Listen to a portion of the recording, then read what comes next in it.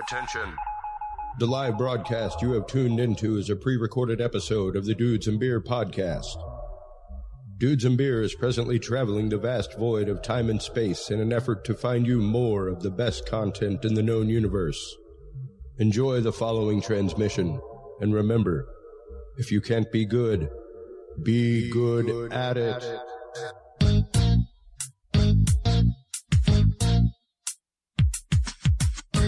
Grab your beverages and turn up your interweb. Solving the world's problems 12 ounces at a time. It's Dudes and Beer.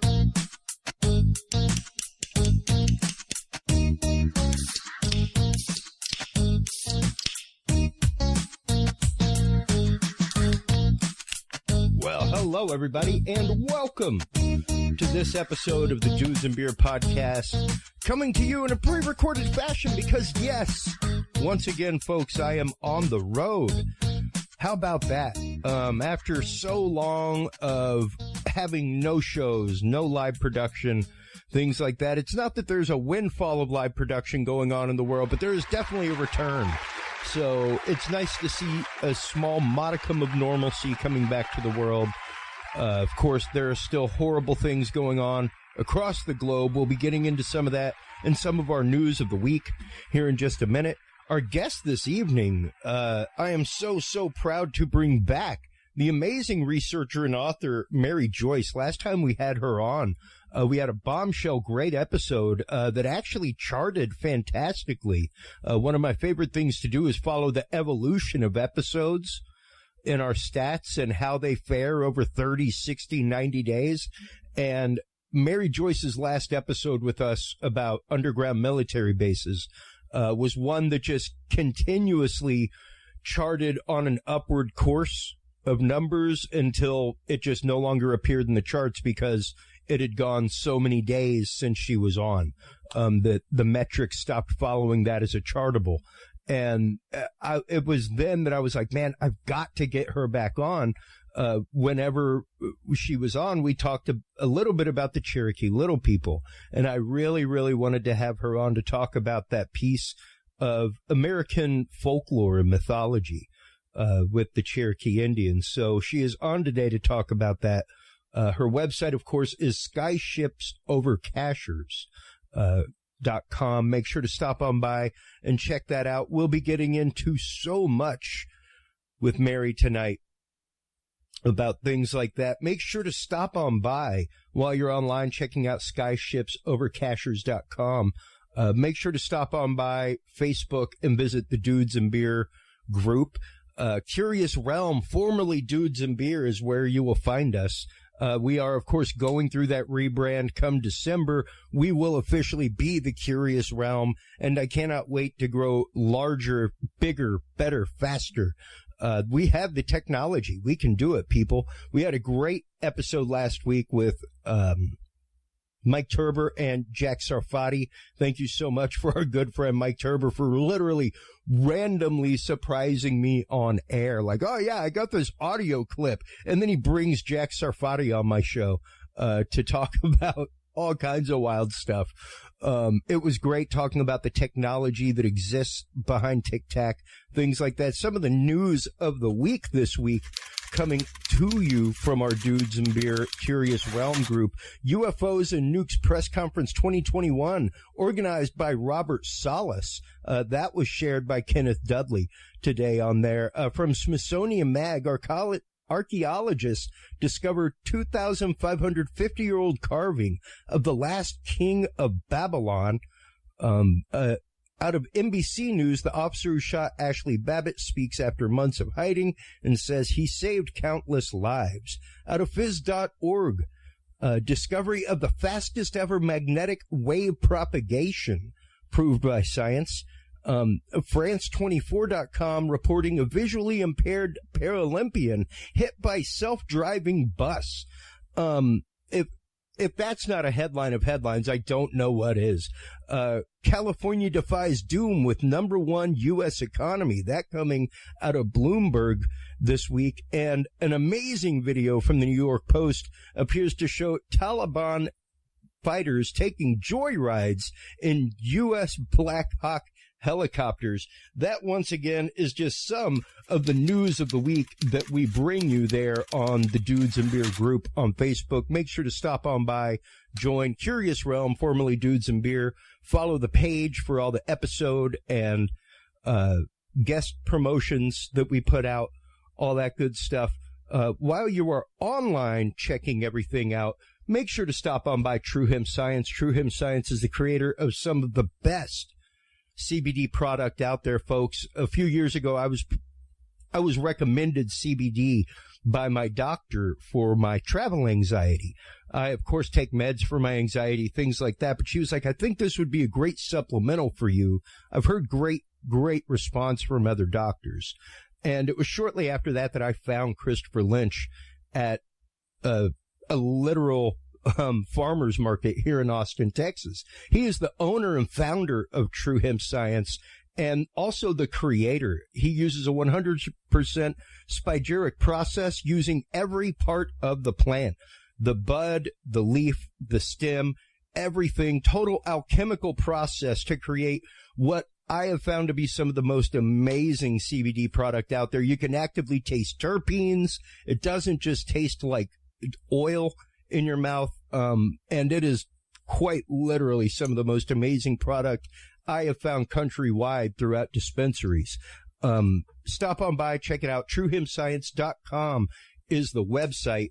Dude7 is the code that you want to use to save 7% off your entire cart of $50 or more, and get two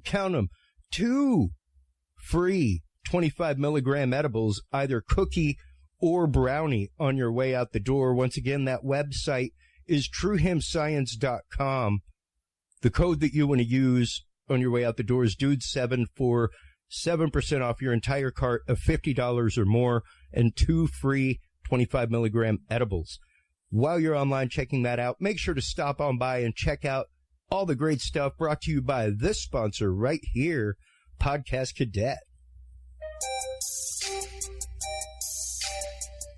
Have you considered starting a podcast?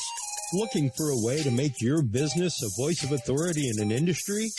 Then Podcast Cadet is the solution for you. Whether starting a podcast for yourself, your brand, business, school, church, or just plain fun, Podcast Cadet is here to help you navigate the waters of the podcast industry.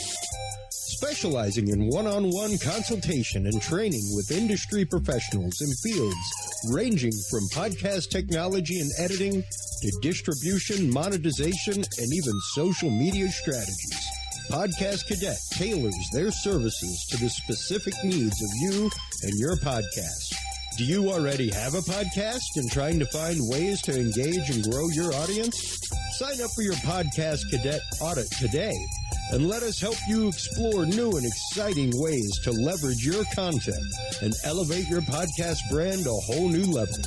From consultational workshops to affordable podcast production and maintenance packages, Podcast Cadet is your one-stop shop for everything podcast related on the internet.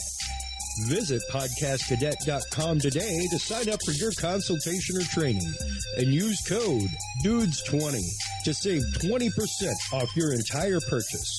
That website again is podcastcadet.com. That's right, folks. Stop on by, check it out, podcastcadet.com. Full disclosure, I am one of the founders of Podcast Cadet. The whole reason I helped found that company was to help people be able to brand their show, package it, find ways to monetize. Podcasting is such a nebulous industry, and it can be hard to navigate your way around those waters. So that is what we do at Podcast Cadet. What they do over at Skyship Overcashers, though, is something entirely different. Welcome back to the show. How are you today, Miss Mary Joyce? Are you there? I think you're there. I'm here. There you are. Sorry. There's this little mute button, and I had it off while you were doing your intro, and I had to turn it back on. You know what's funny? I'll show you my dirty secret right here, because I'm a live AV technician. Sometimes we make love notes to ourselves.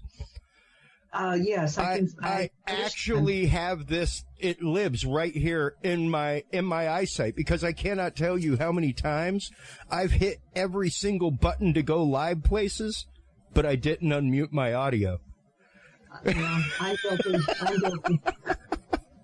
It happens. It happens. Even us professionals who mash buttons for a living sometimes just miss that one that's so important. And, well, we're good to go now. Well, I want to thank you once again, because speaking about missing things that are important, I missed our record time last time and was complete, like, you can ask my wife, I was crushed inside, like, all day, Mary. It was one of those, like, man, I was really, really, really looking forward to that conversation. And I just totally whiffed that interview time. And it's not often that it happens to me, but it does happen. So I apologize to you publicly, and I want to thank you for taking the time to come back on and talk about your book, Cherokee Little People Were Real. Native American lore is, of course, some of the oldest lore in our country, but it has some of the most fascinating stories. And when you start getting into the stories of the Cherokee Little People, it is really amazing. How did you come to start researching this to begin with? I confess that I didn't know a thing about Cherokee Little People when I moved to North Carolina, and I live in the mountains of North Carolina, where we have lots of interesting things. You and I have already talked about the underground bases here. We also have Bigfoot. We have the Little People. We have lots of UFOs. There's plenty to keep you investigating, because there's so many unusual things that happen here in these mountains. And when I moved here, I really started to hear these stories about these Cherokee Little People, and I thought they were just like Indian, almost like fairy tale stories they would tell around a campfire. And then I began to hear these stories more and more. And one day, this elderly man who was very, very well respected in this area told me, no, they were real. And when he was a young man right after World War II, he was involved in doing construction at Western Carolina University, which is again here in the mountains.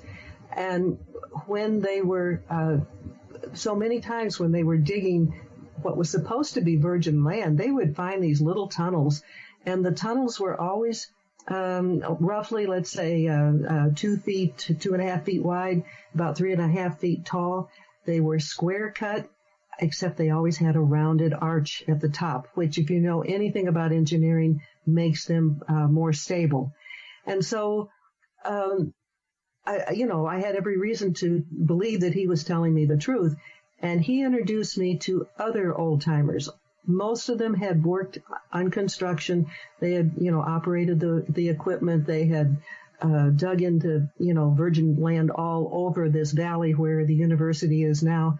And they would always find these little tunnels. They also found little skeletons. And there was a professor who kept a small skull on his desk, and I guess as a conversation piece. And one day, I believe it was a high school English teacher, picked it up and looked at it real closely and said, "This is not a child skull," which is what he said it was. She said, "It has all its wisdom teeth." So those are the kind of things I began to hear.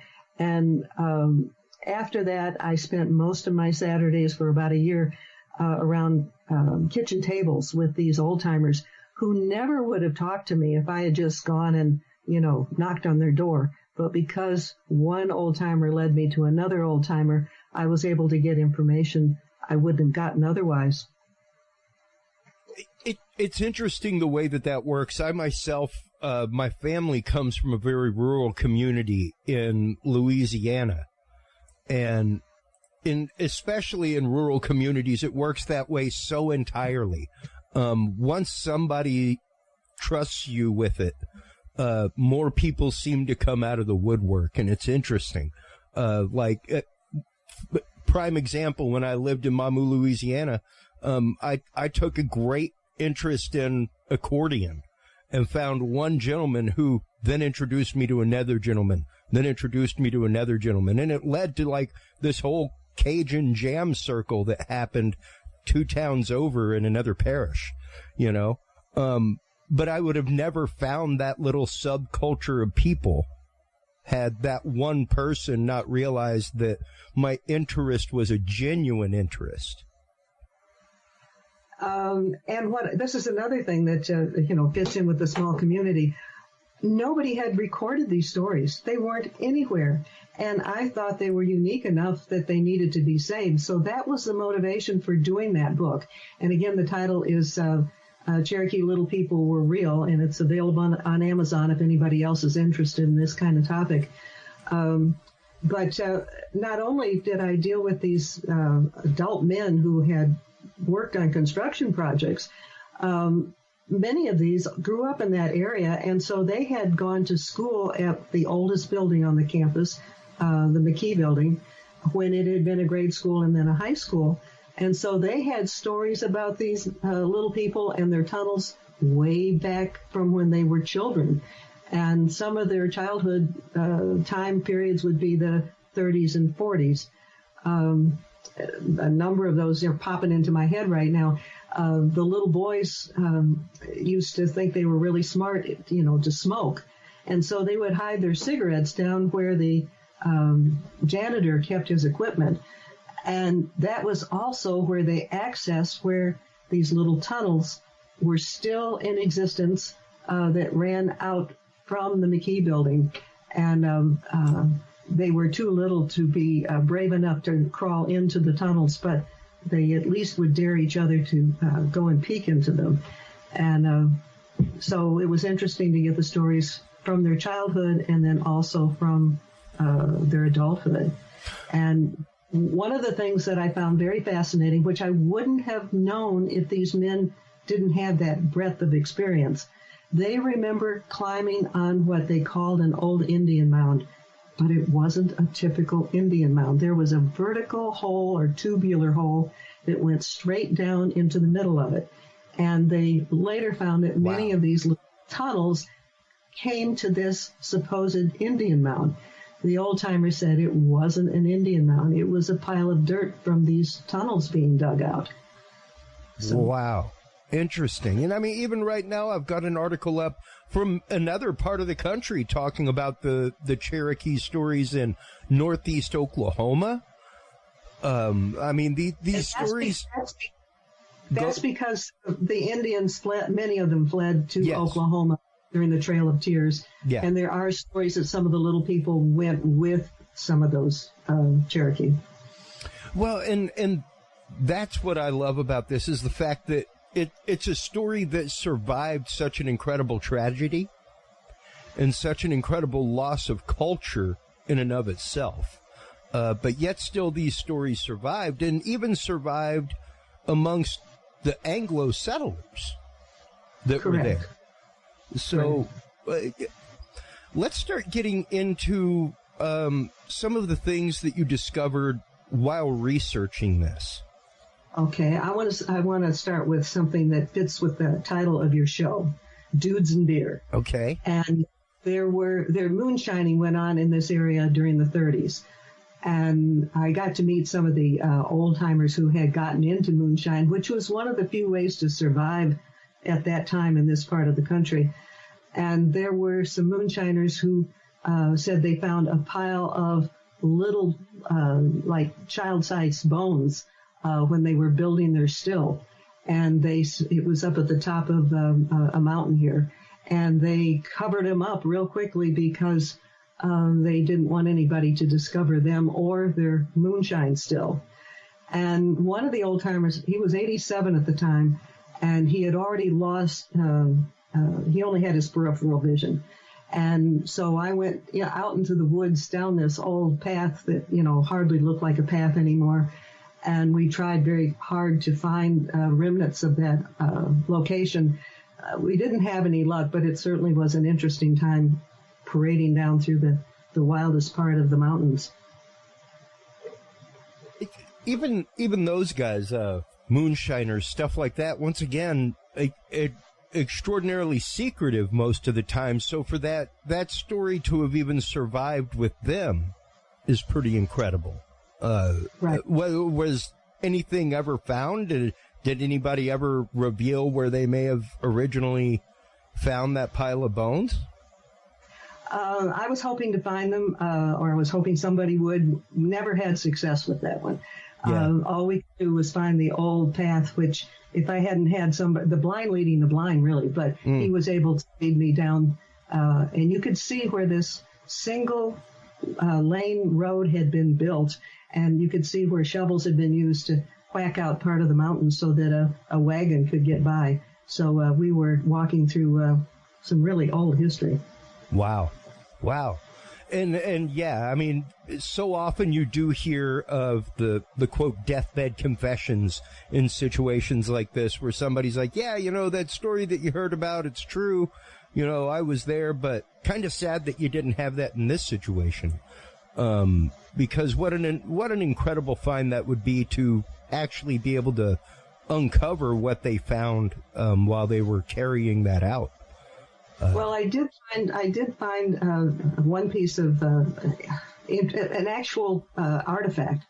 And back in 1940, there was a horrific historic flood of the Tuckasegee River that runs through this area. And there was a 5-year-old boy who found what he called a lead head. And it was oval shaped. It was about 1.25 inches in length. It had like a leprechaun face on each side, and it had been washed out from, I don't know, for ages of dirt that had, washed away in this flood. And it was very heavy. It had the pointed ears like Spock. It had the elongated pointed nose like a leprechaun. And the features on each side of it were just slightly different, and it had a seam all around the edge. So whatever this was had been molded. And I have a picture of it in the book, so you don't have to use your imagination. I've got it on screen. There you go. And you found that on, wow, very good. Anyhow, that's it, and that's the photo that I took so that we could have a picture of what it actually looked like. I thought that was a pretty interesting find. That is. He did call it a lead head because it was so heavy. Now, this kind of leads to another thing I learned when I was doing all this, was that there wasn't just one kind of little people. The traditional little person in this area, they call the Cherokee little people because they look like the Cherokee with the dark hair, except they're miniature people. Not dwarfs. They're not out of proportion. They're in proportion. That's what you normally think of. But when the Cherokee first moved here, they were very perplexed. They migrated from the Great Lakes region. And when they arrived, they found these little gardens, but they didn't see any people. Eventually, they saw these little people coming out from underneath the ground, getting the produce from their garden and taking it back under the ground. And they called them the moon people because they came out at night by the light of the moon. So there is another total different description. Those were described as having almost a blue tint to their skin and the larger eyes. And there was a third kind, and the Cherokee didn't, for some reason, like them at all. And they had red hair or red whiskers, and the Cherokee would try to kill them. Well, if you try to put these pieces together, you see this leprechaun and image on a stone or a piece of metal, and you wonder if that perhaps wasn't one of the ones that was known as the red whiskered ones. Who knows? Sure. If it was, perhaps an amulet of protection or something that was given as a gift or token, because of course that was a regular practice in most cultures that had this kind of be it little person or wild man of the woods, what have you. Typically, there would be a place where you would go and give offering to it for safe passage through the woods, things like that. So, could it be that this token that y'all found, that was found near the river, rather, could be something along those lines, you know? All we can do when you find things like that is speculate, because it was just a 5-year-old who found it. When I learned about it and got to see it, the man was in his 70s, and he was not about to part with his little find that he found as a 5-year-old. So, I'll bet. It was, you know. So I hope someday it gets into public viewing. You know, I hate to have things like this just be, you know, hidden away in somebody's bedroom. Yeah, precisely. And that's just it.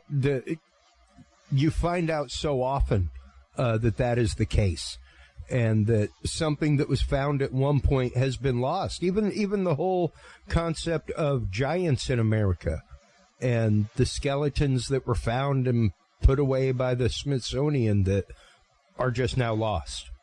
You know, and let me branch off on that a little bit. Ahead.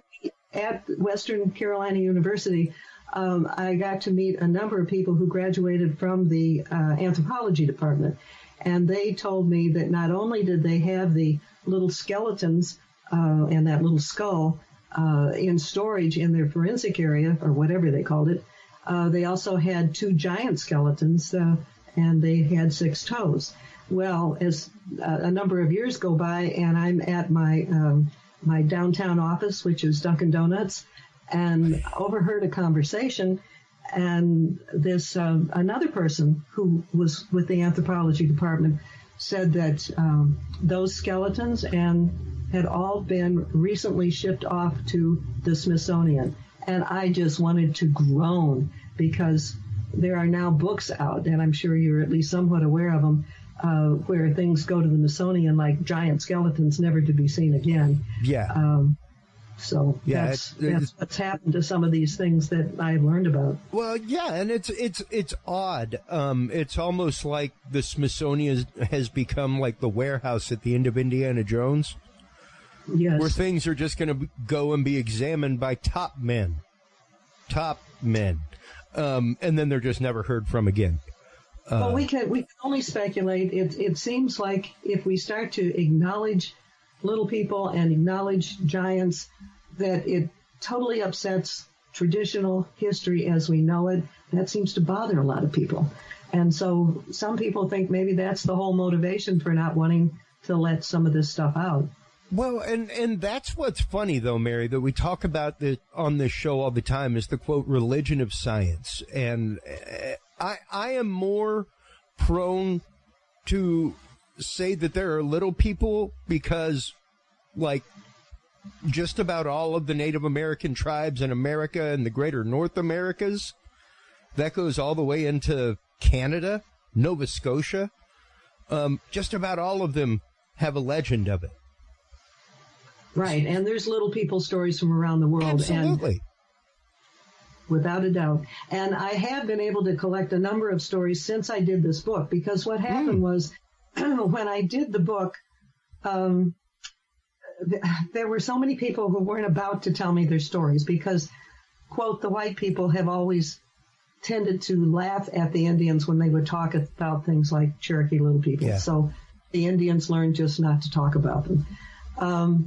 Once I came out with the book and people found out I wasn't going to laugh at them, I began to hear stories about little people still living in the mountains around here. And that really doesn't surprise me because I absolutely have seen very convincing evidence of Bigfoot in this area. Well, if something as big as a Bigfoot can hide out around here and those people never see it, the little people would have a much easier chance of staying out of sight.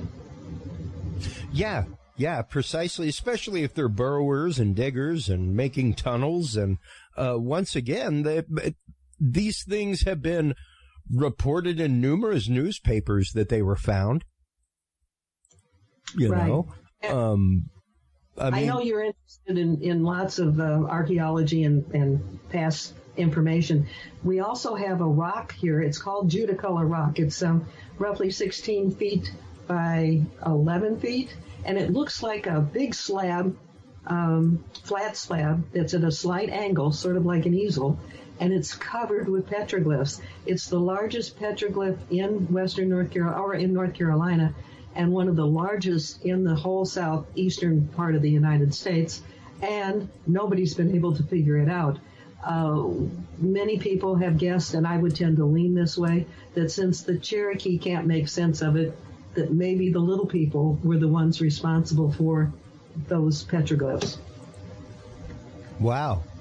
That would be a very interesting way to explain that, because of course the stories of them go back to about the same time everything else. So yeah, that would be really interesting to see how that pans out.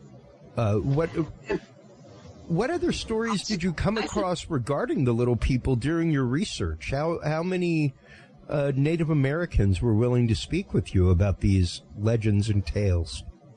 Actually, well, afterwards, and I haven't even really put that together in an organized fashion. I posted some of the stories on the website that I have, but not in book form. But there's a growing collection of them.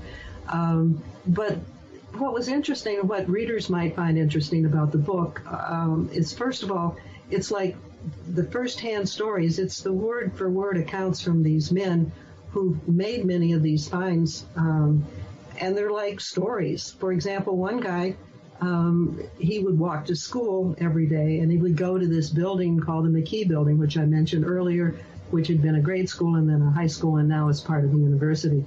And he would stop and talk to this man who plowed the fields there with two horses, and he remembered, several occasions where the farmer expressed concern that he always worried that one of those tunnels would give way and his horses would break a leg. So that's just another interesting way of supporting this idea that there was a whole network of these tunnels that went every which way. Another thing that I found just terribly ironic is that the anthropology department is in the basement of the McKee Building. This is interesting because on the other side of the basement supporting wall, there still exist these tunnels. So nobody can see them now. But on the one side you have an anthropology department. On the other side you have this incredible, I don't know what you want to call it, ancient tunnel. And if I had been in charge, which I'm not in charge of much of anything, but I would have put in a screen window so people could have seen that. I would have promoted that. It would have been a wonderful basis for an archaeology department. I don't know why they didn't capitalize on it. And one of the things that I was very, very disappointed with the university was that this is an educational institution where you're supposed to be trying to learn new things. And they seem to be more concerned about building new buildings. They didn't want their building projects to be slowed down or stopped. And one of the men, who had been a student there, told me that he and some of his buddies had been down by the creek that runs through the university, and the head of security came by with a box that was a little bit bigger than a shoebox, and they got into a conversation with him. And he just said it was one of the little people skeletons from where they were doing construction, and he was taking it to rebury it on an ATV trail because they didn't want to have to stop their project. So here's an educational institution that was sitting on a gold mine and never took advantage of it. All they could think about was building more buildings. Well, yeah, finishing the project at hand and making sure that was done so that, I guess, grants could move forward, things like that. The grease that greases those cogs in the university and educational system. And even with taking that into consideration, what would the Native Americans in the area have thought about that? Because some of their legends regarding the little people, some of their caveats, like regarding following little people, or even perhaps interacting with them one-on-one, like most of that was pretty forbidden, right?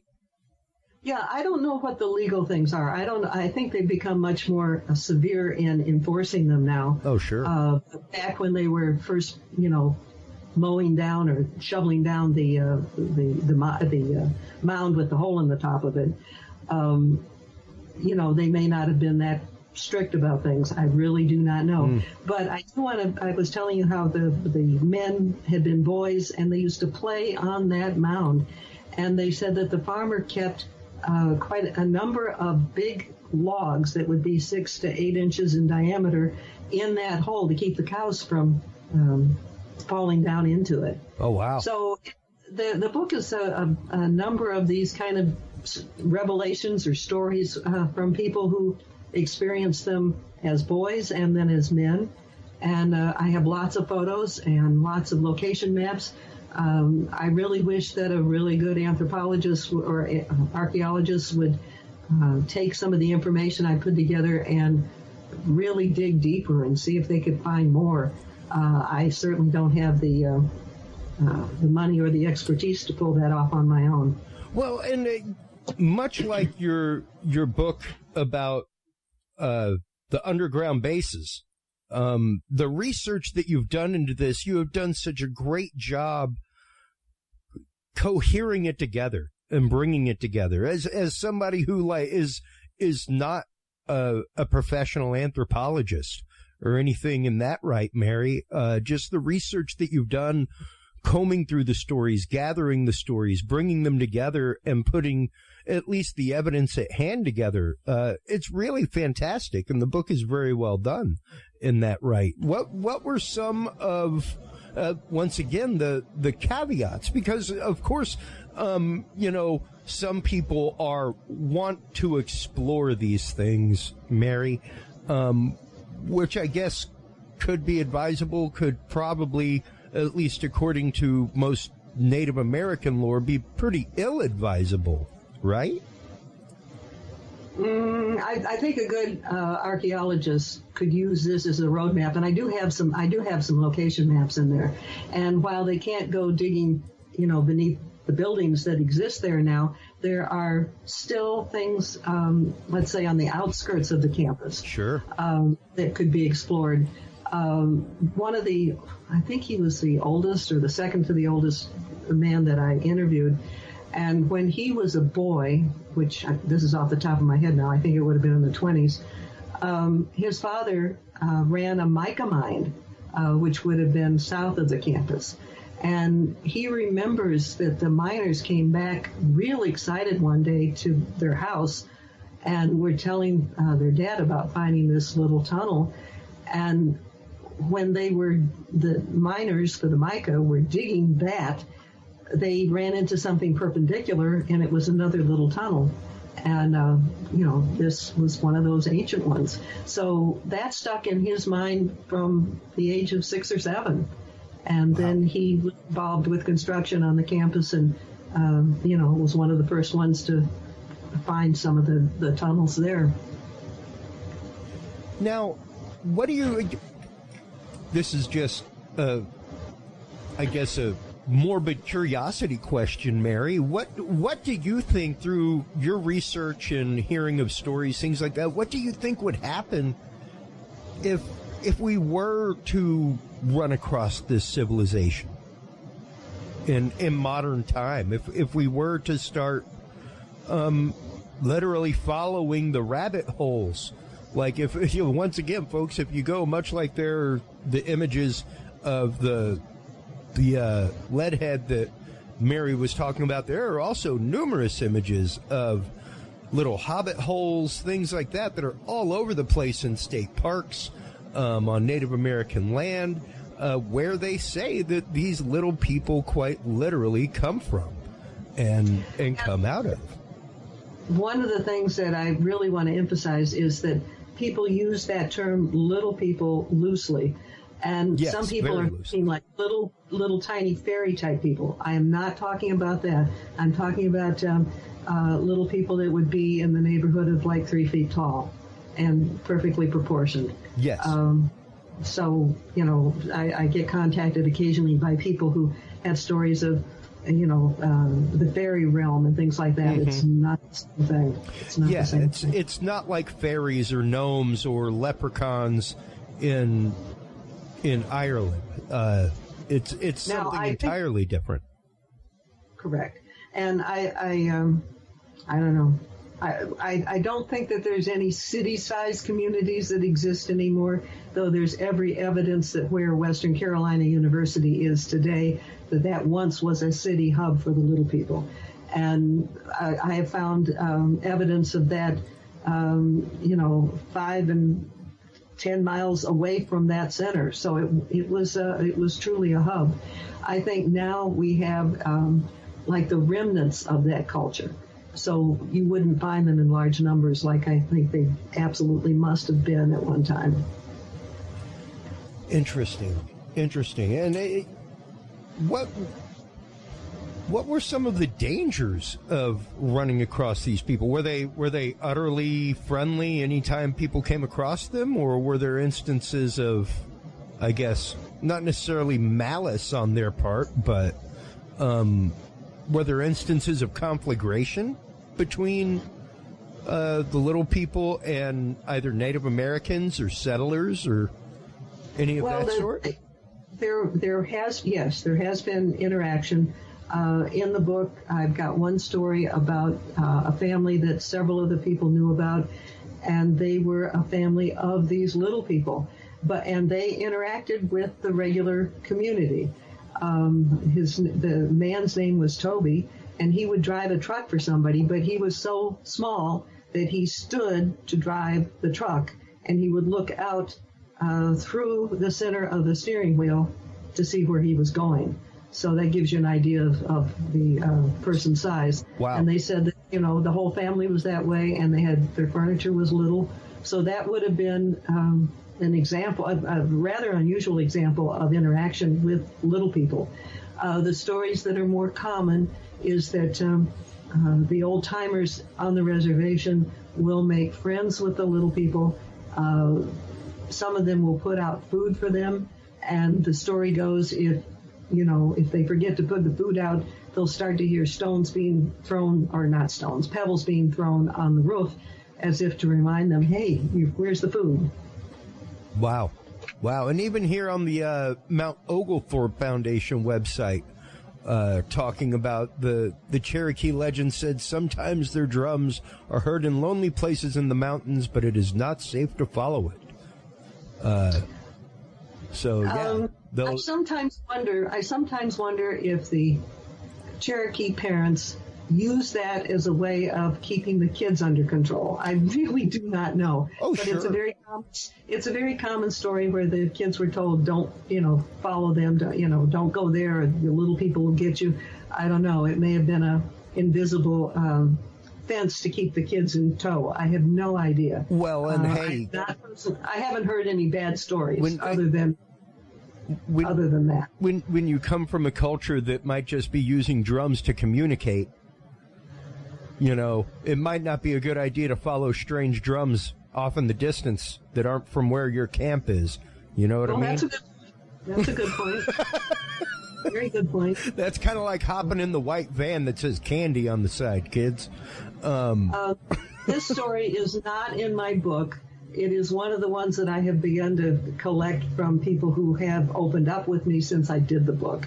And this one I think is just plain cute. The story comes from a young Cherokee woman. She was 29 when I met her, very shy.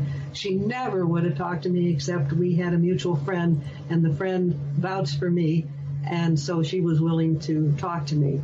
And her family had a place in a remote part of the Cherokee reservation where they would keep a small trailer, and they would have their family reunions or family gatherings there.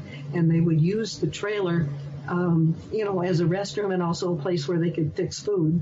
And she recalls that they often played hide and seek, the kids did. And she said one day she went to hide in the shower of this trailer. And when she pulled back the curtain, there was this little man just grinning at her. and she described him as looking like, I'm going to probably say it wrong, Mowgli from the Jungle Book. Okay. And but he just had a big grin on his face. He was having fun with it. Of course, it freaked her, and she said she instantly ran to her daddy. Wow. And,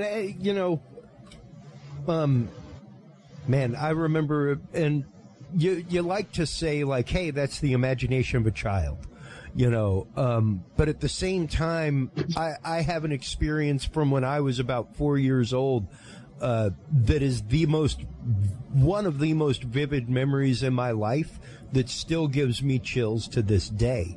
So I would love to do this. Well, like we lived in a little trailer house out in Crosby, Texas, and I just remember looking out. There was kind of a swing set in between our property and the neighbor's property, and we were very close with the neighbors. She used to watch over us. I used to help her gather her chicken eggs, things like that. And I remember looking out from the living room one day and seeing this shadowy figure out at the swing set beckoning to me. That sounds like it might scare you to death, did it? It was frightening, and like I said, I am 45 years old now. I know that we did not live in that trailer house past the time I was 3.5, 4. So for all I know, like, hey, that may be like some clip from a movie that I saw at 6 years old, but it is a memory that I have had in my brain since I was a kid that still to this day, like, I've got goosebumps right now even thinking about it. Wow. That was the feeling of chill that it sent through my bones at that age. So I don't discount things like that when I hear them from children. Right. And of course, most of the stories that I've gotten are from adults with adult experiences, but I just thought that was cute to pull back a curtain and see Mowgli from the Jungle Book in the shower. And that's actually a pretty good description because they had the straight dark hair and, they're short like Mowgli, and I thought you gave a good description. Well, and with that in mind, we've got you for a few more minutes. Let's start getting into what their description is, what their stature is. What should people, once again, I don't necessarily invite everybody in the world to start going out and traipsing through national parks and digging or looking for things, but if they think that they may have a sighting, if they think that they may have had a sighting in their life, what should they be looking for? You never find these kind of things if you're looking for them. It's that simple. They just kind of happen in your life. I was contacted recently by a man who's in his 70s now, and when he was probably in his teens or 20s, and he's a Cherokee man, he was bear hunting with a friend, and the weather got really, really bad, and thunder, lightning, and so they took cover in a cave for the night, and he was asleep, and his buddy woke him up and told him to be quiet and listen, and there were I guess at least 2 little Cherokee outside the cave talking in what they said was like the old Cherokee language. They said that they could understand some of it, but not all of it because the language has changed. And the next morning when they went out, because the ground was wet, they saw the little footprints, and, they were small. So that's a story that I've heard recently because of this book. Somebody was able to share a story that they'd had for, many, many years. And that's what's great is when you've been able to put something out, when you've been able to compile something and actively move people with it, Mary, and move them to action, move them to come forward with the story or experience that they've had. So kudos to you on that front. You're kind to say so. Thank you.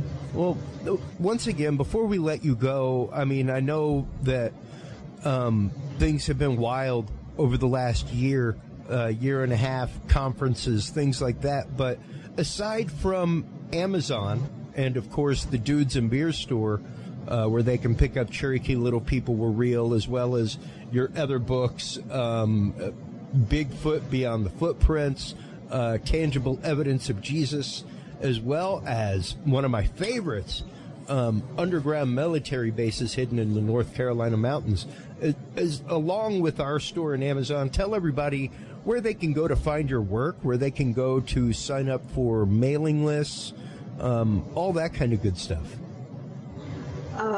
You can find, the website that I actively update usually once a week is called skyshipsovercashers.com, and if you just type in Skyships Over, you'll probably get it. Mm-hmm. Cashers spelled like a cashier at the grocery store.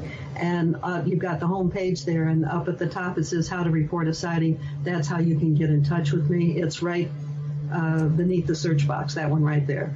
And it just, you have my address and my email and, anything else you might want to know. So that's the best way to contact me. Absolutely. And once again, thank you so much for your time. Thank you so much for all the time that you spend culling this research together and bringing it together, because it can, once again, these stories, especially when you're talking about small mountain communities, things like that, they are often so protected. They are often so hush-hush and in the background that it's hard to coax them out. So the fact that people are coming to you with them more and more, I think really is a telltale sign about the great work that you are doing over at Skyships Over And Captures. all those books are available through Amazon, like everything else. Yeah. It's like you can't going through Amazon. Absolutely. Well, once again, Mary, thank you so much for your time. Please do hold the line. I guess not hold the line. We have a guest coming up after you. Coming up here in just a moment, everybody, right after this break, will be Mitchell Gerber. We will be talking about actual human organ harvesting going on in China and the UN effort to stop it, the actual cover-up that has happened and ensued. Some of the most incredible, revealing conversation you'll ever hear coming up with Mitchell Gerber right after this, folks.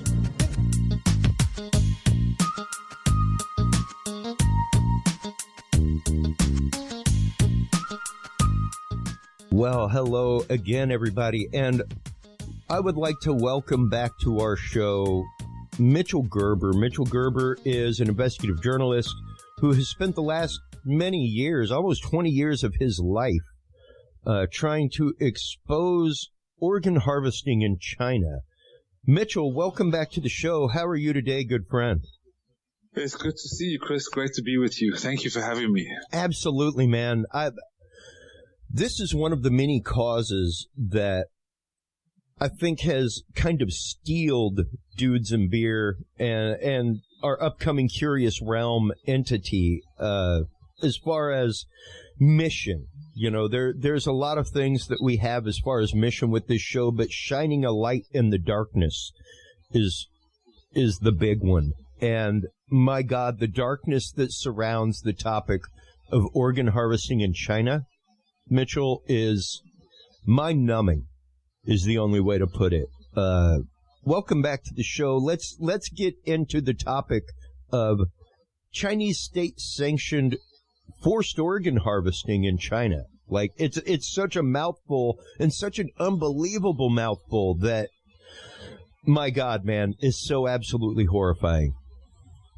Yeah, this is a new form of evil, Chris, that the world hasn't yet come to realize. It's extremely hard to get your head around it, wrap your head around it, and fathom that a superpower in the world today, China, that has the second largest military, the second largest economy, the largest population. They're controlling the United Nations. They're controlling the World Health Organization. They have big ties to the US, UK, and British parliaments and the governments.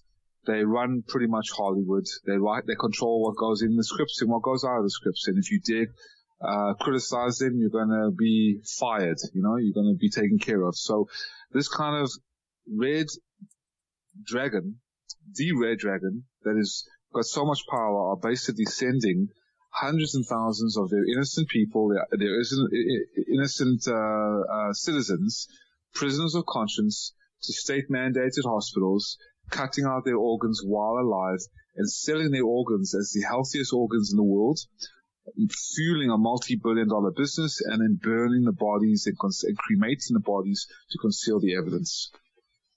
Yeah, it's, like I said, a mouthful of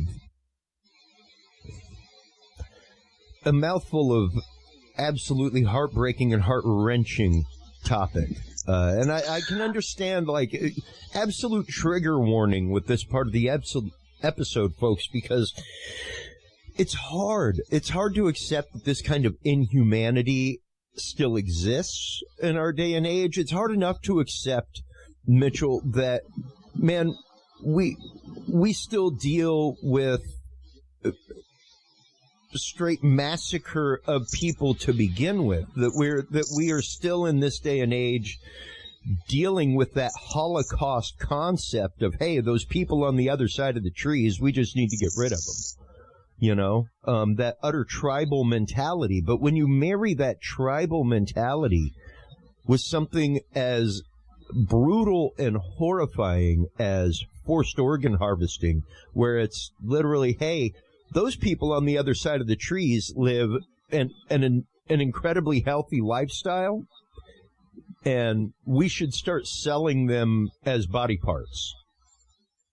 Well, I'd love to play the first clip for your audience to get a confirmation of the evidence, because as we're talking about this, I'm sure people are shaking their heads and thinking, well, this is not true. I mean, this guy is pulling this out of his arse. And the first clip is from Sir Geoffrey Nice, QC, who is the leading prosecuting attorney to bringing the former Yugoslavian dictator, Slobodan Milosevic, to justice. And he conducted the China Tribunal in 2018 up to 2020. It's been conducting with the hearings, and confirmed beyond a reasonable doubt that this is going on, that they have confirmed the allegations, him and the other esquires in the other clips I've brought to you and your audience. And yeah, if you be so kind of play the clip, you'll hear the severity and the confirmation of this evidence come to light as we are speaking.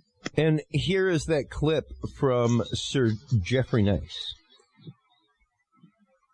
People commit atrocities of limitless wickedness against other people in the course of international armed conflicts, civil wars, and persecutions of people by their own governments. These atrocities are sometimes judged criminal by formal courts.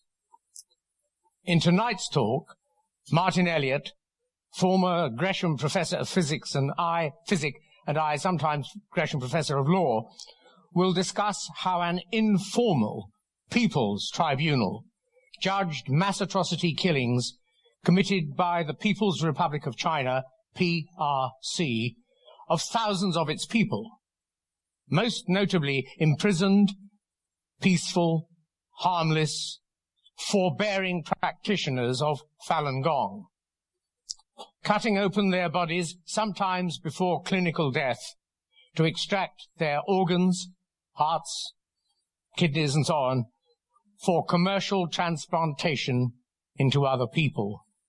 And that process is known as forced organ harvesting.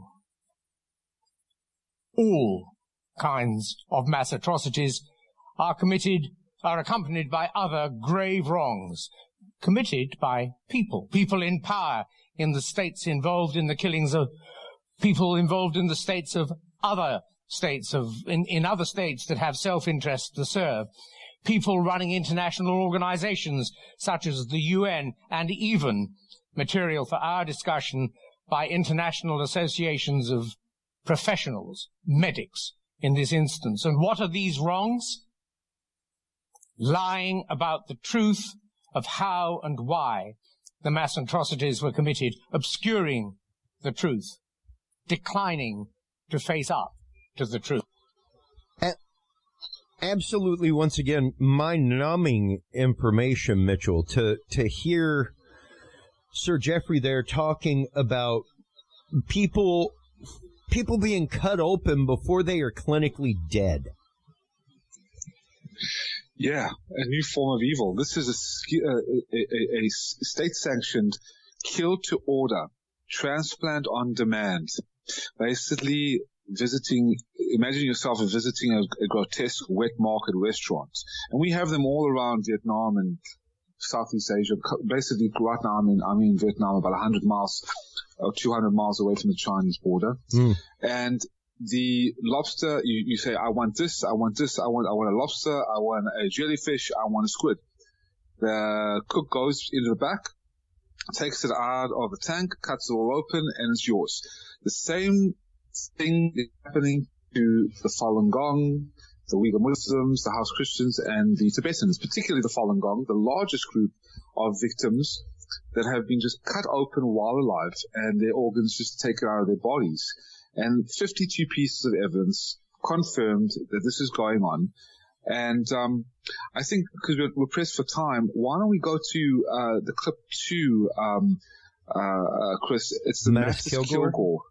Yes, that's quite absolutely. Those are the two gentlemen, as well as they mentioned Ethan Gutmann, who is the third investigative journalist and Nobel Peace Prize nominee, who confirmed the allegations as true in 2006. Give it a listen. Alrighty. A rather upsetting issue, allegations that have repeatedly been aired that China plays a part in harvesting organs, mainly of executed prisoners. The numbers run to thousands every year. Organs then get sold on for transplants. It's always been vehemently denied by the Chinese government. But here in Britain, representatives of a campaign called Forced Organ Harvesting have been looking at the issue, and they've got as far as presenting their latest findings to the British Parliament. Two representatives join us here in the studio. Welcome to David Kilgore, former member of the Canadian Parliament, and Ethan Gutmann, author of several books on China, who've both been involved in the investigations, are here to tell us a little bit more. David Kilgore, if I could start with you, what are the latest findings of your investigation? What are you closing in on? That about 65,000 Falun Gong practitioners have been killed and their organs trafficked. There are other people too, convicted prisoners are killed, of course. But the thing that we're focusing on is the Falun Gong community. My colleague Ethan Gutmann has done a lot of work on the Uyghur community. He'll probably want to say something about that. But yeah, there's no doubt we have 52 kinds of evidence that this is happening. To give you the easiest example, the wife of a surgeon told us that her husband had removed the corneas from 2,000 Falun Gong practitioners in a 2-year period. So, I mean, there's absolutely no doubt in anybody's mind. We've got 2 books on it. We've got all kinds of. And these, just to clarify, these come after judicial executions? No, there's no judicial involvement in virtually all of the Falun Gong. That's the thing that nobody understands. Okay, right. So we better clarify this, because we often cover the fact that China, of course, has one of the highest rates of execution, judicial execution. It's their choice. That's what they do. And they're always there in the top 3, along with Saudi Arabia and Iran. But this is something different. Exactly. It's because a police signature is all you need to get sent to a forced labor camp. And then basically what happens is somebody from, it could be London, it could be Canada, goes over there for a liver. And there's a computer bank, and it says there's a match for you out in camp number 50. And somebody's dragged out of the camp number 50 into an operating room. Their liver's taken out of them. It's flown to Shanghai, where you're probably waiting for your liver. And you come back to London with a new liver, and somebody has been killed like a lobster in a grotesque restaurant. Hang on a minute. So you're not even saying, because, I mean, it's one issue, the judicial executions and the use of the cadaver, which I suppose in a certain legal sense is the property of the state once the state has killed the individual. But you're saying these are people being killed to order? Precisely. And it's so, as you say, your horror shows how distressing it is. But yet it never gets mentioned, that these are people who've been maybe giving out pamphlets asking them to stop killing Falun Gong, and they're guilty of nothing. The allegation and our findings are shocking. I mean, to us, this is a form of evil we have yet to see on this planet. This is a new form of evil. I'm David Maideth, and with me is David Kilgore. We've been asked to investigate allegations that there has been harvesting of organs of Falun Gong in China. That the donors, the Falun Gong donors, are unwilling then they have been executed in the process, either for the purpose of the transplants or after the transplants, and that their bodies are cremated. That was the allegation we were asked to investigate. David Kilgore is a former member of Parliament and former cabinet minister for Asia Pacific, and I'm a Winnipeg lawyer doing immigration, refugee, and international human rights law in Winnipeg. We were asked to investigate this allegation by the coalition against it's a coalition investigating allegations of persecution, coalition to investigate the persecution of Falun Gong in China, which is based in Washington, D.C. We were asked to do this a couple months ago, and we have now done our investigation, and we're producing this report. We were not paid. We were doing this as volunteers, and we're not associated officially with anyone. We're just acting independently from everyone and doing this investigation. We pursued every investigative trail we could find. In the report, you will see that there are 18 different avenues of proof and disproof we considered and evaluated. Our bottom line conclusion, after considering everything as best we could, was that the allegations are true. We believe them to be true, that this harvesting is indeed happening. That conclusion comes not from any one of these different 18 categories of evidence that we looked at, but by assessing everything all together. Altogether, they paint a whole picture. All the evidence we looked at either corroborated the allegations or, in some cases, where we were looking at possible disproof, did not disprove the allegations. We do know for a fact that the Falun Gong are depersonalized, dehumanized, and marginalized, repressed, persecuted, both in word and in deed, in the most vile ways possible. For this sort of allegation to be true in Canada would involve a very large step from where we are. But in China, it's not that big a step from where China has been.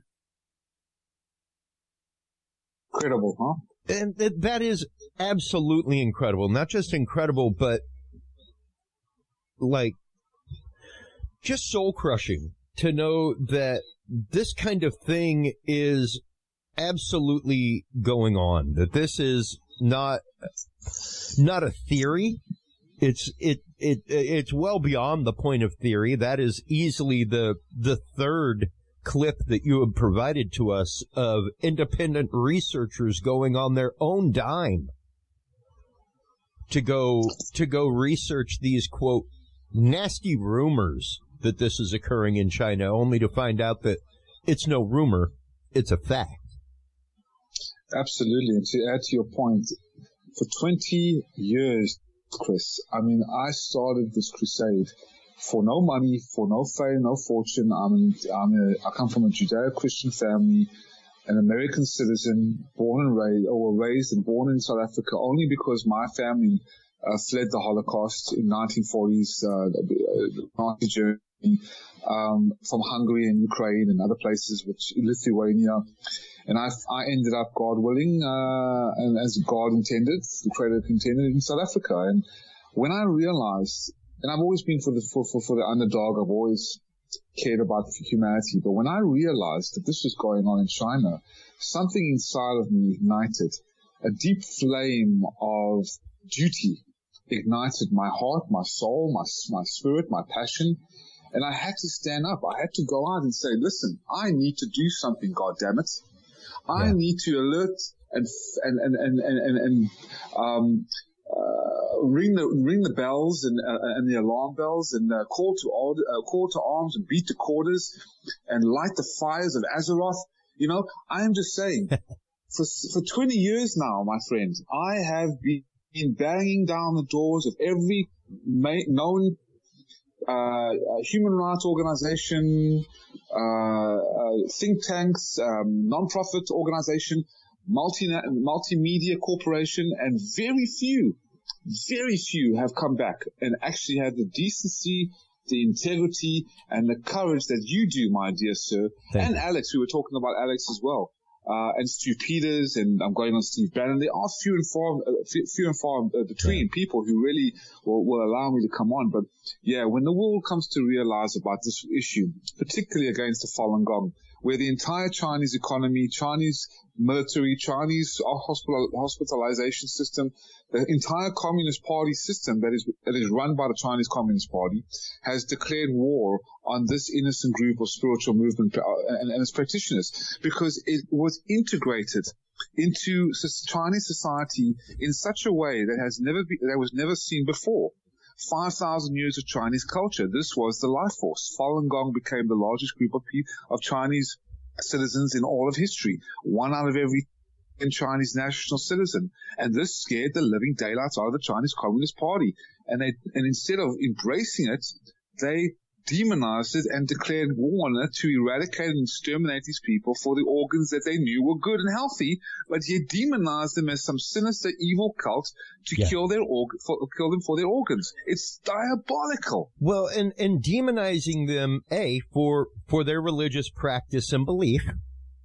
Yes. And in addition to that, because of that religious practice and belief, specifically focusing on them for the point of forced organ harvesting. So you're arresting them for the fact that they are practicing something that you as a government have said, you can't practice this, because it's not the state-sanctioned religion.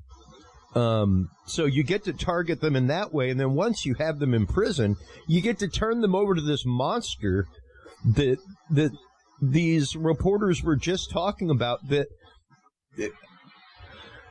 performed illegal corneal transplants on 2,000 people in 2 years. Now, just to give you folks a little idea, I've got my calculator here on my phone. I crunched some numbers while that clip was going on.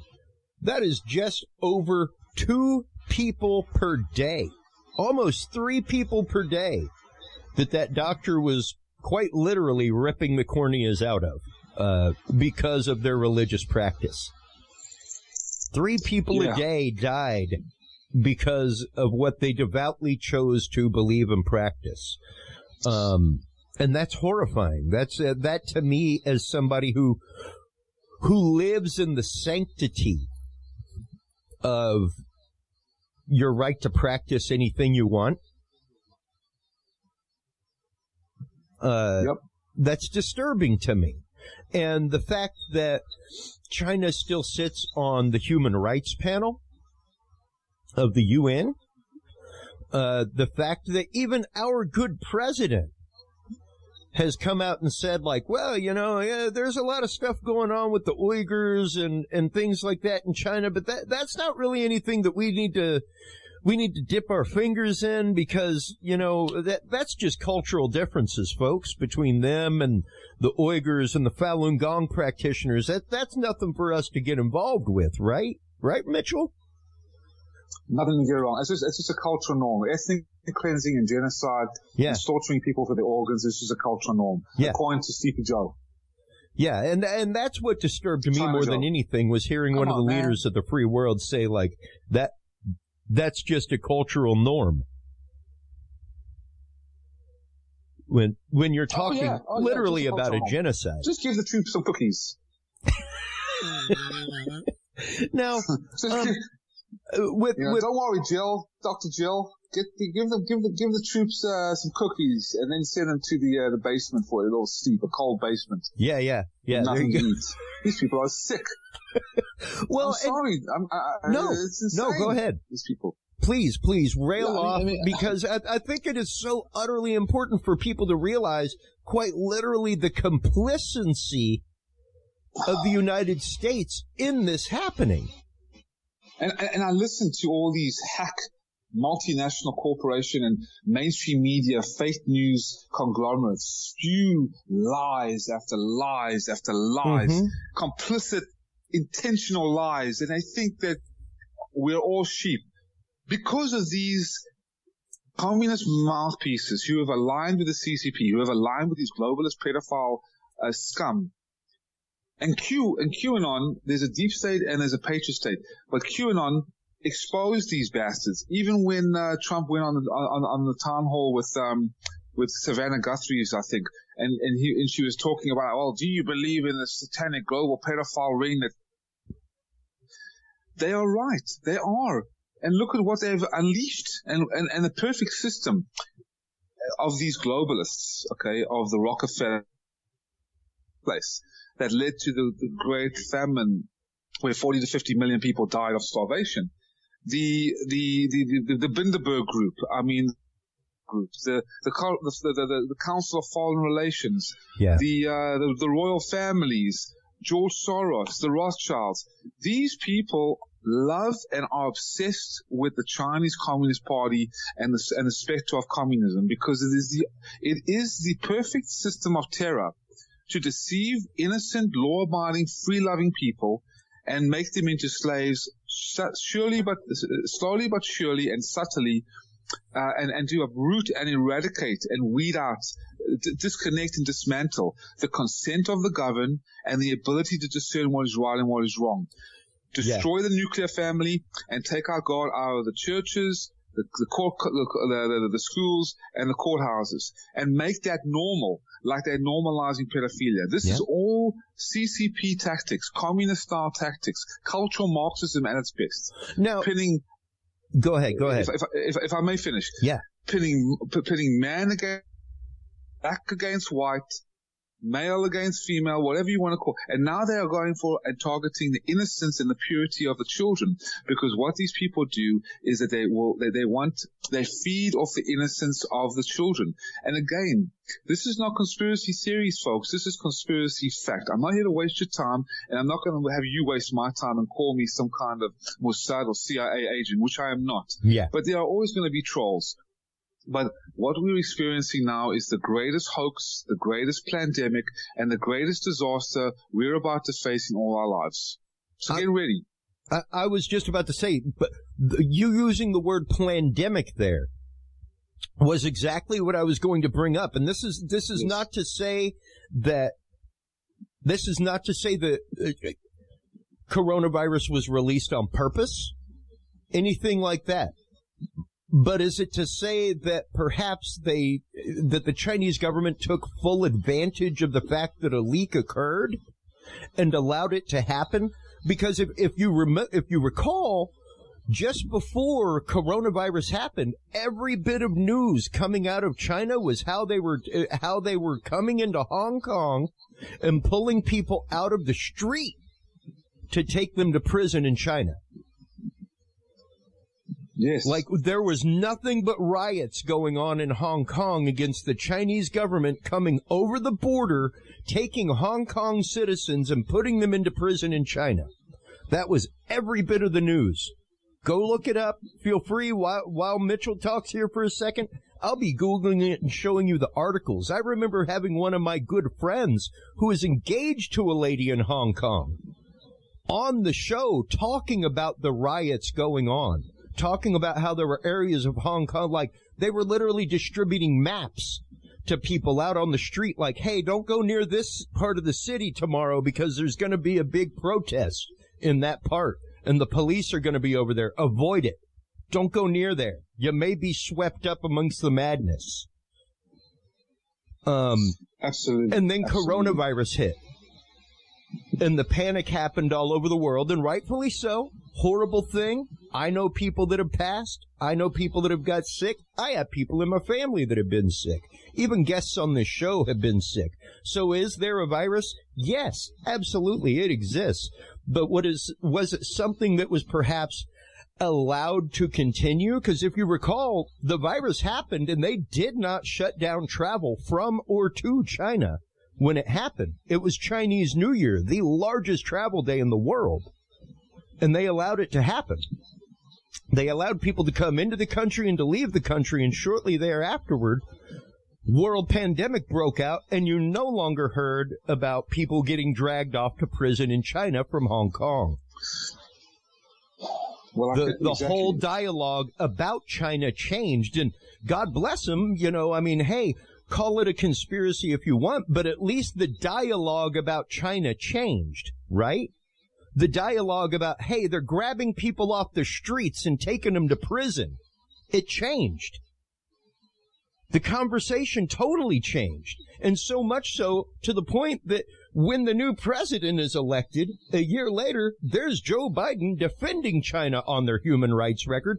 Dude, it was a year ago that China was the government was dragging innocent people off the street in front of TV cameras. A year ago. And there's the headline out of the Irish Post, defending China on human rights record and accusations of genocide and torture, citing, quote, cultural differences. No, it's sick, and it's sick. So, yeah, like, is it an ongoing conspiracy to keep this under wraps, to keep it underground? Is it the fact that our government does nothing about it so that China can continue unabated, that they can continue doing this and business as usual continues, you know? Well, I will share with you Dr. Li Mingyan. Okay. She is a virologist who worked in the top virology lab in the world for over 5 years. And her husband also a top coronavirus expert, although now he's working with the Chinese Communist government. She's from China. She defected and exposed this. And her supervisors are all World Health Organization co-experts. And she can tell you that the lab to produce the virus was not only one type. This is an intentional creation of the bioweapon, intentionally to destroy, from her own words of mouth, from many doctors that have come out, actually. And there was a top defector, a counterintelligence agent that also came out that talked about how the COVID-19 virus was a bioweapon, or is a bioweapon that is intentionally made in the Wuhan lab. Even the Washington Post, the most mainstream of mainstream liberal newspapers that demonized people like myself and people who were talking about the Wuhan lab and calling it a conspiracy and calling it and said that, they debunked it. Yeah. Did a 180 and confirmed that it is now man-made, which is not natural, and has come from the Wuhan lab. And according to Dr. Li Mingyan, the Chinese Communist Party did this in order to destroy the Western world, to destroy the American people, and to take down the economic systems and then take it over and install the communist-style system and have the globalists run the world. And this is what they wanted to do. And This is what their plan has been. And now they've administered bioweapon kill shots disguised as vaccines. They're coming out with the vaccine passport, which is disguised as the CCP social credit score. So everything is coming out now. It's the choice of the individual to whether believe it, to know or not to know, and not to believe. Yeah. Simple as that. Yeah, and I mean, I've got the articles up on screen right now talking about the full-on 180 reversal, because we have held on this show with our guest, Dr. John Hall, this entire time that, hey, we aren't saying it was released as a weapon, but was it designed? Was it going through was this something that is the result of gain-of-function research? It certainly seems that way. Whether or not it was released on purpose is something totally different. But if an accidental leak happened and they did nothing and were complicit in covering that up so that the rest of this news would fade away, so that, hey, they provide most of the world's PPE, personal protective equipment, folks. Was it the fact of we were literally in the middle of a trade war against China? And had locked down a lot of trade from China. And it was like, well, if we let this kind of go, they're going to have to do nothing but trade with China. Absolutely. Absolutely. No, it's all roads lead to the Chinese Communist Party. It's the perfect diabolical system. Backed by the Rockefellers. They backed them, Mao Zedong, like I said, when came into power, from Marx and the Paris Commune and Europe into the Chinese civilization at the height of chaos after surrendered and left China and Western imperialists were organizing. And who do you think backed Mao Zedong? The Rockefellers. So they love the communist style system. a weak society of jolted youth in America and around the world, and they've done a tremendous job doing that. They're evil geniuses because, look, they've emasculated, they've pitted black and white together. I mean, if you just inciting of violence, they've radicalized the American youth into American communists, supporting radical groups like Black Lives Matter and Antifa. They've been able to instill fear and hatefulness and guilt into the American system, where once there was a loud and proud American flying American flags, now American flags are banned and burned. Pledge of Allegiance are banned, and people who love the gods, guns, and country and flag, they're all demonized. There's not. Yeah. So this is the subtle decay of America through the infiltration of the Chinese Communist Party and its communist minions. But fear not, Chris, fear not, my dear ladies and gentlemen, my fellow human, because the return of the Jedi is imminent. Through Trump, I don't know. Trump's one man. I don't put my faith in only one man. Yeah. He's not God. I think it's a divine intervention, but I do believe he's a good man. He's been grossly misinformed in certain respects. Sure. And I think right now, after going through what he's gone through, he's a smart man. He's got a good heart. He's really getting his act together, because I think he was really, it wasn't his fault, but I think he was grossly led down a really dark path as well. Yeah. A bad path of misinformation and snakes and deep state operatives. I mean, look at Mike Pence. It has been confirmed by Linwood that he is a pedophile. Mike Pence is basically Judas who sold Jesus to the Romans. That's what he did. And you got a lovely gold pin from the Masonic order. Did you see that? No. Oh, you never saw the video? Oh, hold on. I'm Googling it now. Yeah. Slowly, but it's when Mike Pence, the last time on the eve of the election results, he comes out and he says, yes, Donald Trump lost the election because he was in Congress voting. I think it was like midnight or deep in the hours of morning, in the early morning. And as soon as he did that, before he walked off stage, there comes these rhino cons, these traitors, because as we all know, as Ulysses S. Grant once said, that there are only two groups of people, and patriots. And as he sold Trump down the line and went and made his choice as a good little pedophile that he is, because obviously Linwood has the videotapes and the video codes of Justice John Roberts and Mike Pence raping and murdering 15-year-old boys and 14-year-old boys. It's all on tape. He's got it. This is not something I'm pulling out of my arse, ladies and gentlemen. I'm sure as hell I know it's conspiracy theorists. I've lived a long and prosperous life in human rights and in hell to know about that. What is right and what is wrong, what is fake and what is not.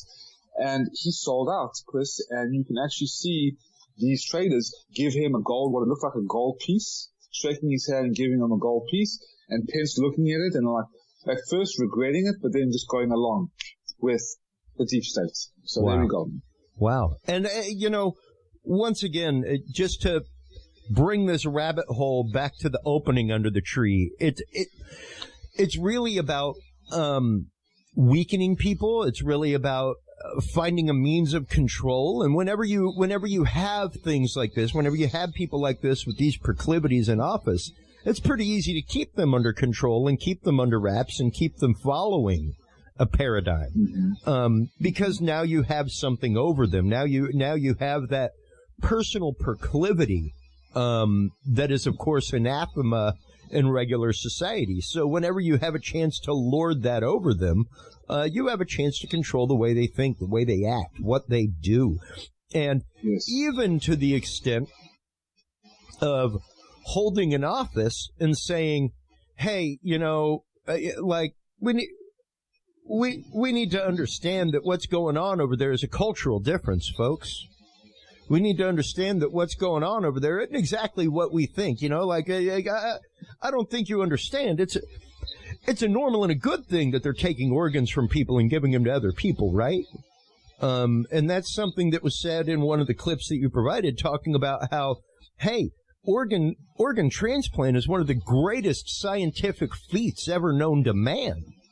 Ever. In a legal way and not a forced way. Yeah, exactly. And that's what the doctor said was, but this is not what we're supposed to be doing. This is not how organ transplant's supposed to happen. To take something from somebody without their permission, even if they have passed, mind you.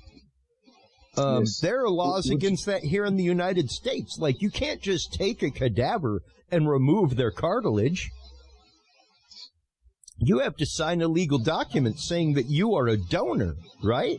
Absolutely. Like, I have it checked on the back of my driver's license that I'm a donor. Feel free to take my corneas if somebody can use them. I'm not going to use them. Yes. But without that piece of paper, and we ran into this even with my aunt whenever she passed of cancer many, many years ago, because we wanted a full autopsy to see, like, what could the proclivities within the family line be, as far as cancer and all that kind of stuff. Any genetic research we could get would be great. But she was not a donor.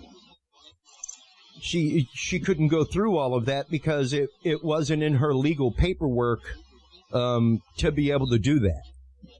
So we couldn't order an autopsy. We couldn't do all of that kind of stuff because her legal documentation didn't allow for that. So we have legal means here in the United States to donate organs, to donate stuff, things like that. And hey, you can't even, like, donate your body to science and sell it preemptively. We're like, hey, yeah, I could sell my liver for $20,000 while I'm 24 and they'll come take it when I'm dead. Nope, can't do that. But apparently in China, they can fully take your liver and sell it while you're alive. Absolutely. I wonder if since we haven't got much time left, one Mitchell Scott, I think it's quite a telling clip from the European Parliament. And he is a former vice president of the European Parliament, 3 years. And he's Sir Edward McMillan Scott, and talking about the forced organ harvesting. Okay, and which clip was that? That is clip 3, Edward McMillan. Edward McMillan? Okay, here we go with that clip right now, folks. I wrote a report on EU-China relations in 1996-7 for the Foreign Affairs Committee and returned to Beijing in 2006, where I met ex-prisoners of conscience, Falun Gong practitioners, as well as made contact with a number of other dissidents and reformers. All the Chinese with whom I had contact were then imprisoned, and in some cases, like Gao Zhisheng, tortured. Gao Zhisheng is a Christian human rights lawyer, very, very well known in China, who investigated the persecution of Falun Gong and wrote reports about it. One of the people I met, Cao Dong, who had been in prison, told me the story about how his best friend had disappeared one evening from the cell in their prison, and the next time he saw him, it was his body in the prison hospital with holes where body parts had been extracted. The belief that I have, and I share with David Kilgour, that organ harvesting is widespread in China, and it is restricted almost exclusively to Falun Gong practitioners. The only prisoners in China who are routinely blood tested and blood pressure tested are Falun Gong practitioners. The organ transplant industry is in the hands of the military. The People's Liberation Army is responsible for the hospitals, the transportation of body parts, and the sale of them. It is therefore a governmental activity and constitutes genocide under Article 2 of the Genocide Convention. It is as serious as that. The Falun Gong are to the Chinese regime of today what the Jews were to the Nazis during the war. And we should all take note of this and look at China with new eyes. The European Parliament comes from a very diverse background, and as Peter has already said, even within this quite straightforward resolution, there are still problems, because the absolute deluge of propaganda from the regime in Beijing vilifying Falun Gong as some sort of extremist cult. Now, I've met, as I said, hundreds of members of Falun Gong. It is not a sect. It is not a cult. There is no money involved. There is no brainwashing. All the normal characteristics of a cult simply don't exist. These are people who practice their spiritual exercises on their own. And yet, as I said, because between 70 and 100 million people in 1999 were practicing Falun Gong, this was seen by Jiang Zemin, then the leader of the Communist Party, as a threat to his own position. It wasn't, of course, but he saw the opportunity of creating an enemy within. Just as during the war, the Nazis singled out the Jews as a special characteristic and did what they did to the Jews. The same is happening today to Falun Gong in China. That is why it is genocide. That's why I say it's so serious. More than 2/3 of the prisoners in China in re-education through labor or forced labor camps are Falun Gong practitioners. That is a huge number of people. Now, at the end of the Kilgour-Matus report, you will see a list of more than 3,000 Falun Gong practitioners who have died under torture. To the regime, those are wasted people, but nevertheless, they have died under torture in the prison camps. I've met hundreds of Falun Gong who have been through this terrible process of escalating torture. I believe that we should, in Europe, now set up something like happened in West Germany during the Cold War at Salzgitter, where an impunity index was maintained of confidential denunciations from East Germany under communist rule against torture and maltreatment. And after reunification, a number of prosecutions followed of those people. And what we need in the world today is an impunity index maintained at an international level, in my view, by the EU in conjunction with the International Criminal Court, so that people in China or other countries where there's repression may make confidential denunciations, and having talked to ex-prisoners, they tell me that the one thing that gave them some hope was that one day the torturers would be brought to account. Now, in the report of David Kilgour-Matus, those 3,000 Falun Gong practitioners who've died, in those cases, it has been established where they were arrested, where they were imprisoned, who did the torture. That is listed, and that's a fundamental point. And we should never, ever give up on the idea that one day justice will be done. Thank you. There we are, folks. There you are, Chris. Yeah, like he just said, never giving up hope on the fact that one day justice will be done. Because once again, our government here in the United States is definitely complicit, at the least complicit. We know about it. It's there. We've heard about it. So why are we doing nothing against it? Why are we doing nothing to petition getting China out of the UN the UN Human Rights Panel? What can people do, Mitchell? This is such a, once again, mind-numbing topic that the umbrella of it is so entirely huge. What can people as an individual do? What can we as people do to bring more awareness to this? What can we do to let our politicians know about this? I think the most important, Chris, is to go to the websites and read the reports and find out more about what Falun Gong is and what the CCP is all about. And I think the best way to do that is to go to faluninfo.net, faluninfo.net. Stressed out. They are really frustrated, angered, stressed out, a lot of anxiety in these times. And I would try the exercises. They free of charge. They don't interfere with your religion or your God. They're really beautiful and attractive, and their qualities are even more attractive: truthfulness, compassion, tolerance. So, free of charge. Check them out. And the exercises are free. You just learn them in the park, and very, very powerful and profound spiritual movement. And StopOrganHarvesting.org is a site that I and share as a person who's been on the front lines for 20 years. It's not my site, but I share and recommend it to people.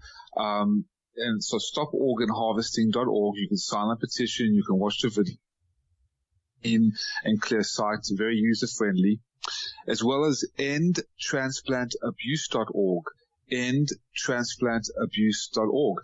All the reports are there, free of charge for all the investigators, and the videos as well. I would also highly recommend people watch a documentary, the award-winning documentary called Hard to Believe. It's won 18 awards, especially the prestigious documentary award of the Peabody Award out of in Europe. And it's called Hard to Believe. It's free. You just have to go to YouTube and click or type in to YouTube Hard to Believe, free of charge. And it was released for people to learn. And for those of avid readers who love to learn more about the inside and the depths of the CCP and the communist spectre and how the spectre is ruling our world, a great editorial series out of New York from the profound and prestigious newspaper right now that is really taking the world by storm, the Epoch Times. The Epoch Times has the most amazing insight into the Chinese Communist Party that has pierced the veil of the CCP and basically has destroyed its lies and brought it out of the darkness. This particular group of people who had created this editorial newspaper were survivors from the Communist Party's brutality and fled China into America. On a call with one of the chief editors of the Chinese version of the Epoch Times, whose entire team was arrested and almost killed, and a lot of them were killed. My friends have been killed in China and sent to labor camps. I've never heard from them again.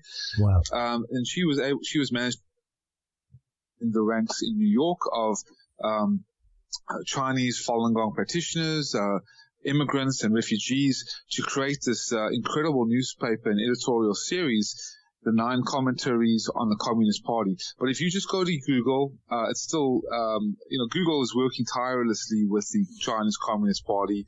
And so I'm not sure how long it's going to be on Google. If anything, just type into DuckDuckGo. That's basically pierces the firewall of Google, which is really heavily censoring things. The editorial is called, or the publication is called, "The Communist Spectre is Ruling Our World." The Communist Spectre is Ruling Our World, from the Epoch Times. And I guess that's it, Chris. I'm grateful to be on your show. And I'd love to come on one day again. Oh, again and again and again and again. Like I said before the show, like I said in your last appearance, and like I'll say this time, as we morph into Curious Realm, I want to hammer this home. Like, I want to have you on at least every couple months to bring this topic up and to bring up updates on it and to really bring this topic to light, man. It's out there. It's horrifying. You know, it's one of those, like, I remember when we went to take care of Slobodan Milosevic. That is one of those horrible genocides that happened in my lifetime. I'm 45 years old, but I'm old enough to remember that. I'm old enough to remember the tank man from Tiananmen Square, who held back a column of tanks. Not just one tank like the picture showed, but a column of tanks. One man. And that's what we have to do. We have to have that gentleman's mentality of not me, not here, not now. I will not stand for it. Fantastic if the whole world stands for it. Horrible for them. I will not. And that's where I'm at with it. That's where I've come down to, just since having you on, and this being your third appearance of who knows how many in the future. I cannot wait to talk about this more. I cannot wait for you to possibly bring on these UN doctors one day. I want to thank you for taking the time out of your schedule to come on our show and talk about it and expose our audience to this fact.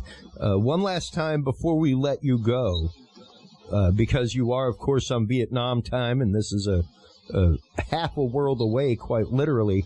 Give us those websites one more time before we let you go real quick. Mitchell, thank you so much again for the time, for the effort, and for your dogged pursuit and unwavering faith in this topic. With pleasure. The first website for you to learn more about the Falun Gong atrocity. It's a new form of evil, folks. And if you think it's got nothing to do with you, think again. Just imagine it was your families that were ripped apart, torn apart, and never heard from again in the middle of the night or the midday sun, out of your businesses, out of your schools, out of your supermarkets, out of your own homes, and sent to state-mandated hospitals and killed to order to fuel money in a business. Wouldn't you want to do something about it? Number one. Number two, with this bioweapon being released, these lockdowns, where do you think that has all come from? The CCP, the Chinese Communist Party. So faluninfo.net. Take a look at it. You can also learn about the exercises. faluninfo.net, stoporganharvesting.org, endtransplantabuse.org, and the Epoch Times. The communist spectre is ruling our world. And the video is called, the documentary, the award-winning documentary, is Hard to Believe documentary, and just type that into YouTube. And yes, Chris, keep on fighting. It's been an honor. And I always leave you with, I leave people with, to fail to support the good and to fail to expose evil is unacceptable, because what is a man who can't make the world a better place? That's right. That's right. It really does fall to us, as we said earlier, less than 20% of the American populace took place in the American Revolution, folks. The other 80% of people sat back and went, look at these wackos. Look at these people that are trying to take on the British government, the largest army and most powerful navy ever seen at that point. Yet still less than 20%. That is 1 out of 5, everybody. That's less than 1 out of 5 people.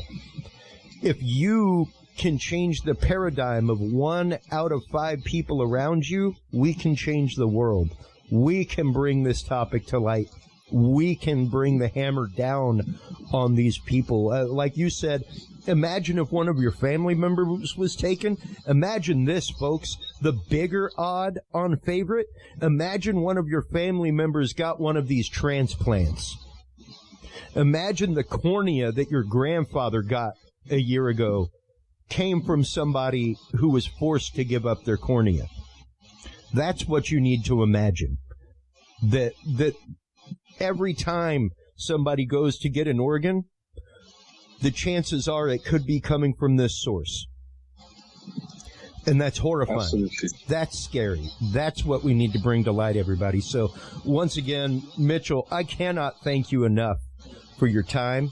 I cannot thank you enough for your mission and everything that you're doing. Thank you so much. Thank you so much for coming on the show and sharing this with us again.